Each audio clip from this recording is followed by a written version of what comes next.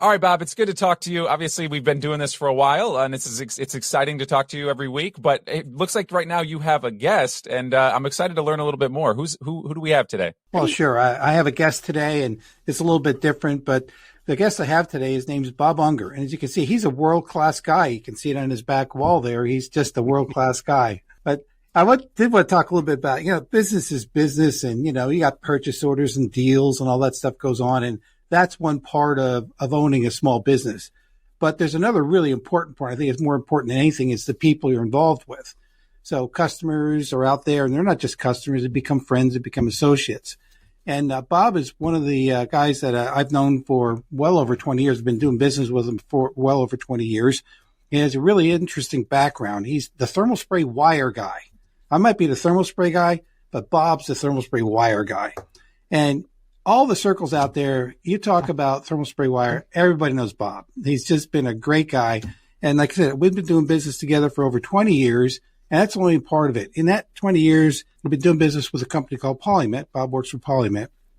And Thermal Spray Depot represents Polymet in the thermal spray wire business. And so that's part of it. But the other part of it is just knowing Bob over the past 20 years, he's been a business associate. But more importantly, he's been a mentor to me, and he's been a friend. So I've learned so much about thermal spray wire that I thought it'd be really cool to get Bob to talk a little bit about thermal spray wire. In addition to that, he has another fascinating chapter in his life that some people, the newer people, may not know about it. But his father was involved with the starting of a company called Tarfa. And I was going to have Bob talk like two things today. One is to talk about Tarfa, like the history of it, how it started, and his involvement with it. And the second part would be about the wire. So we may split this podcast up into two different ones. So with that introductory, Bob, why don't you tell us a little bit about yourself? Tell us a little bit about Tarfa and the starting of it and just that whole history, just a fascinating history. Sure, Bob. Thank you. Good morning. And I really do appreciate all the kind words you've said about me, and back at you. It's been a great relationship between the two of us, and we've done some good things together for the last 20 years. But certainly I got my start with Tarfa.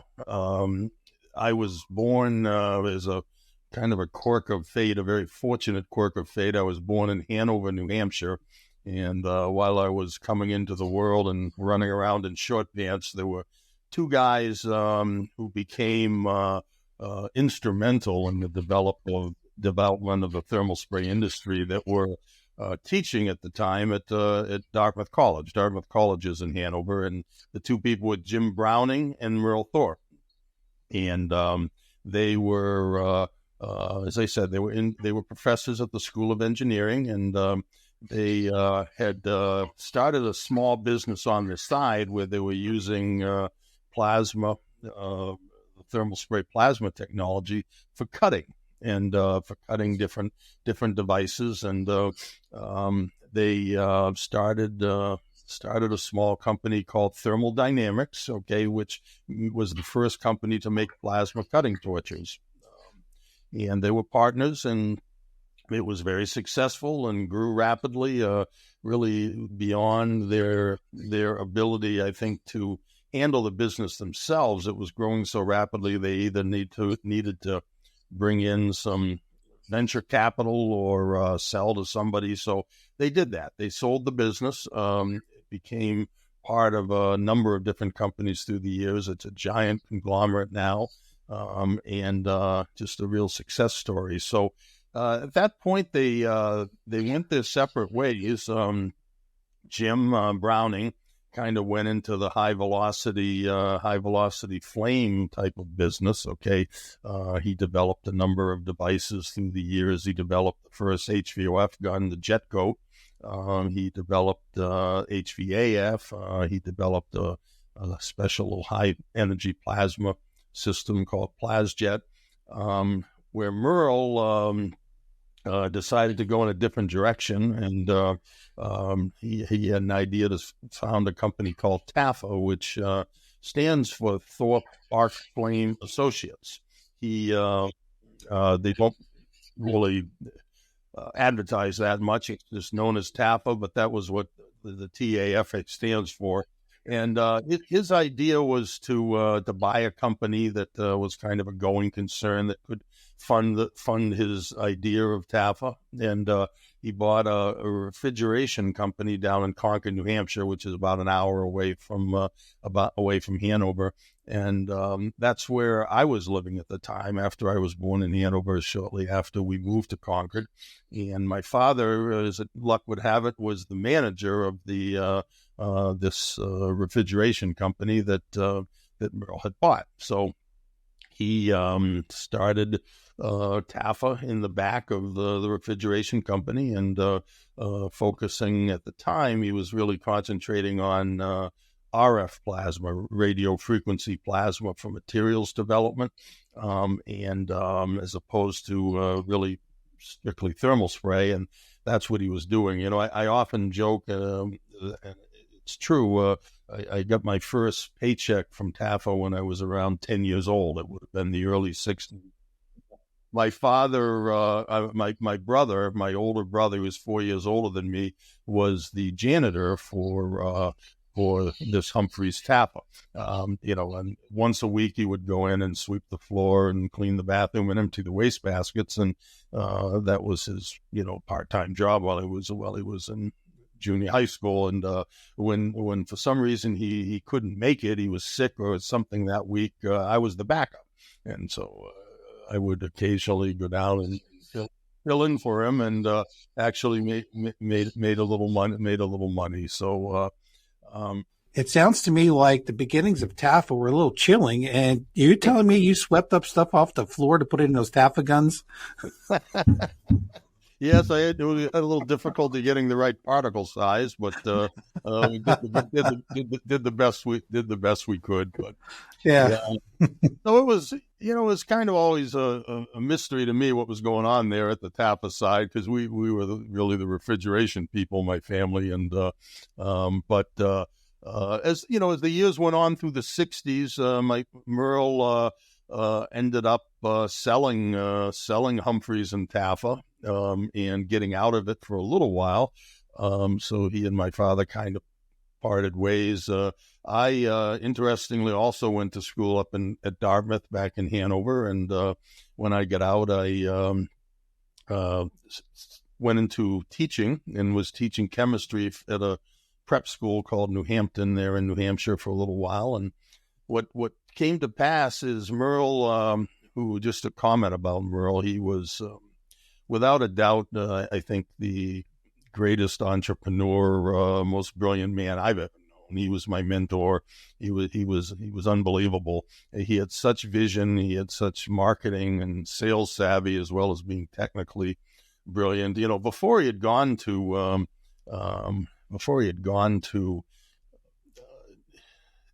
Dartmouth engineering school, he actually, when he first graduated from Dartmouth undergrad, he had gone to work for Union Carbide. At the time, they were up in Buffalo, New York area, and he developed the original plasma equipment, first commercial plasma equipment to be sold. He developed really the 3MB, which is, to this day, he often used to tell me, he said, he can't believe that 40 years later they're still using the same angles and configuration of the anode versus the cathode and whatever that he developed 40 years ago. He said, I really didn't put that much thought into it. He said, but they've never changed. And it was a very successful gun. So he was kind of the godfather of plasma.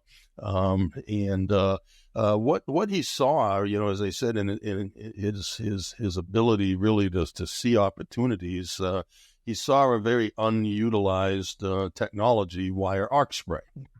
And, wire arc spray had been around a long, long time. It was actually around the first process that was developed by Dr. Shoup back in Switzerland in 1908 or somewhere in that range. But it really never really advanced much. The guns, Metco, of course, was the the main company worldwide that was selling the equipment, and they really didn't have a lot of interest in arc spray. They wanted to sell powder devices because they made powder, and that's where they felt they could make their money. So they never really took it seriously. They did have an arc spray system, but it was rather crude. There was a company in England called Metallization. They still exist, and they made a pretty good arc spray gun, which they sold around the world, and they mainly focused on zinc and aluminum for anti-corrosion. But Merle saw that technology is really would be very good for spraying other metals too, some of the hard engineering alloys. So we became Tarfa, and I think it was 1977, okay, when Merle bought the name back and started the new Tarfa, and we were a metallization distributor, okay, for the U.S. That was our business. He brought in my father at that time and lured him away from the refrigeration business to manage and run the company. And at the time they tried to get me to join them. Merle was interested. I was a Dartmouth guy. He was a Dartmouth guy. Had a technical background. But I resisted going to work for him at the time, which was probably the biggest mistake I ever made. But I wanted to make my own way in life, and I was teaching, and decided to stay in that pursuit. Finally, in 1983, I did join them, which was just about the time they were breaking away from metallization. They had designed their own arc gun where they improved on the metallization unit, and the rest is history.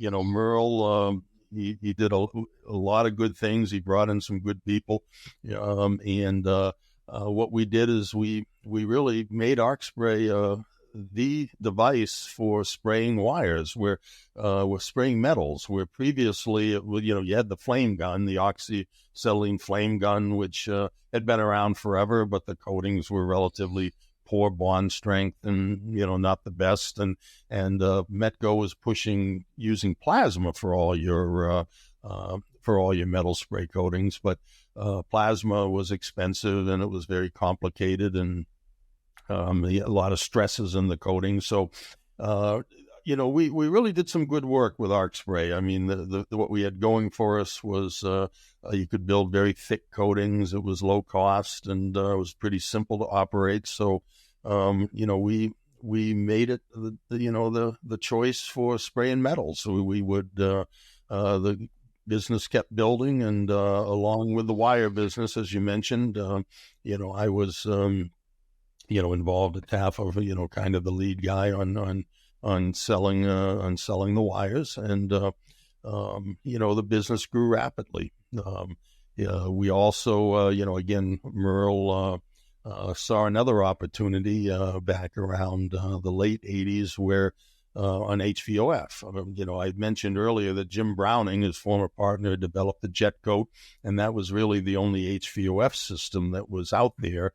It was a gas-fired system, and it was pretty good. But Browning had a new invention, they called the J gun, which was a liquid-fueled device that had a lot of advantages, over the gas-fueled unit. And Merle saw that opportunity and basically bought the rights to that, and we started making it, and it was a tremendous success. To this day, it's the number one HVOF device in the world. Okay, Oh, that depends who you talk to, though. Yep. There's competing opinions on that one out there, and I'm not picking one. I'm just saying that that's a great topic to come up with, but. It's precisely. So I know, Bob, the thing with the Tarfa is they really did put the wire arc technology on the map and did great things with it. And you were a part of that with the wire development too. What's interesting enough too is that jet coat gun is still used today. A lot of people are still using it. I have one particular customer that loves it because it's simple. It may not have the same properties like the JP, not as dense and all that, but for many applications, people don't need the absolute best. They need what does the job. So it's interesting that gentleman, well, Jim Browning, he has actually a history there of some of the most important thermal spray technology that's out there today. It's fantastic. Jim, just digressing a little bit from the Merle and Tarfa, Jim, he was doing his thing all this time as well. I mentioned some of the devices he had come up with, including the J gun, which became the JP5000. But he was a real interesting character. I stayed in touch with him right up till pretty much the year of his death. But what really struck me was, after I had left Tarfa and went to Polymet, Jim, I think he was 90, still 93, 94, and he still used to call me several times a year, and he always had a new wrinkle and a new device. I remember